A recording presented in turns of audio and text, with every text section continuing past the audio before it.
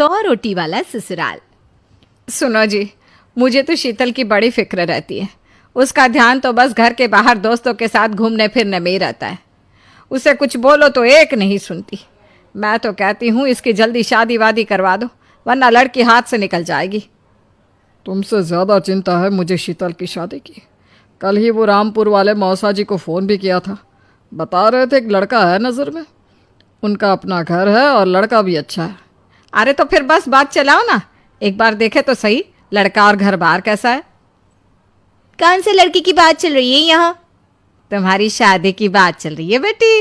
अब तुम्हारी शादी की उम्र हो रही है तो लड़का तो देखना पड़ेगा ना। उफ़ो, मुझे अभी नहीं करनी शादी वादी। ये तो मेरे खेलने कूदने के दिन है। बहुत खेल कूद ली तुम। अब घर के काम धाम सीखने की कोशिश करो, समझी? ससुराल जाकर हमारी नाक मत कटवा देना। सब्जी काटनी तो आती नहीं इसको, तो नाक ही कटवाएगी। अरे मैं इसे शादी तक अच्छे से सब सिखा दूंगी। आप तो बस उस लड़के से इसकी शादी के बाद चलवाओ। कुछ दिनों बाद कुणाल और उसकी माँ शीतल को देखने घर आते हैं। कुणाल दिखने में बड़ा ही स्मार्ट होता है। शीतल तो उसे देखती ही रह जाती है। देखो जी, हमारी कोई डिमांड तो है नहीं, बस हम चाहते हैं कि लड़की घरेलू हो, घर के सारे कामकाज संभाल ले।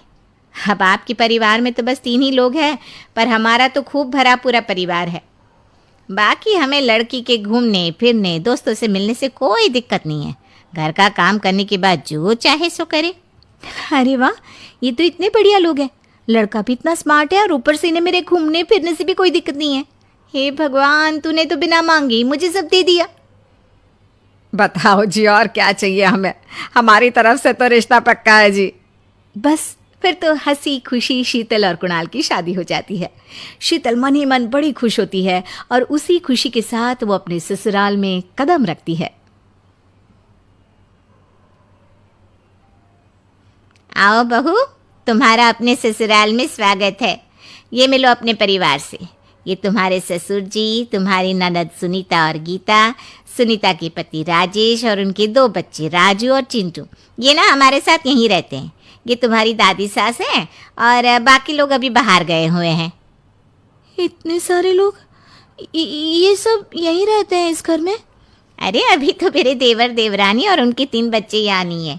उसके मायके में भी शादी थी ना, तो बस वहीं गई है। कल तक आ जाएंगे। हे भगवान, ये घर है या धर्मशाला? ये सब एक साथ इस घर में कैसे रहते हैं? मुझे तो पता ही नहीं था इनका इतना बड़ा परिवार है। अब समझी कि कोई डिमांड क्यों नहीं की इन्होंने। ये सब चाल चले मेरे साथ। अरे बहू, खड़े खड़े क्या सोच रही हो? चलो अपने कमरे में जाकर आराम करो। जी माँ जी।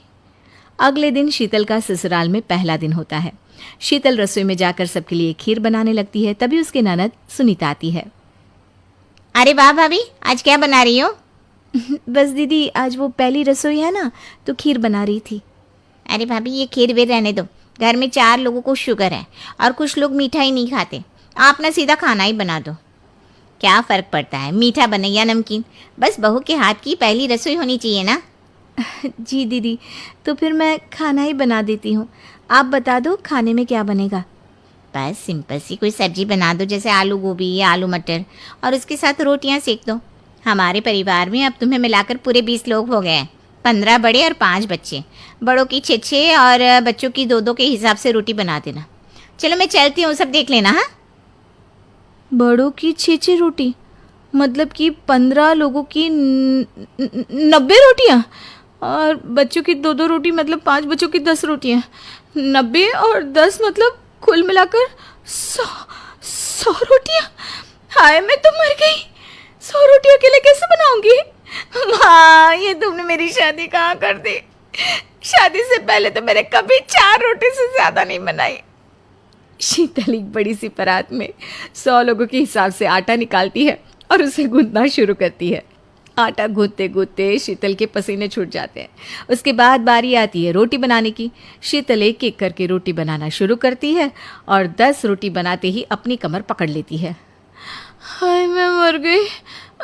मेरी कमर टूट गई खड़े खड़े, और ऊपर से इतनी गर्मी। मैं 100 रोटियां कैसे बनाऊंगी? अरे भाभी, सब बाहर रोटियों का इंतजार कर रहे हैं। ज़रा जल्दी जल्दी रोटी सेक दो। सब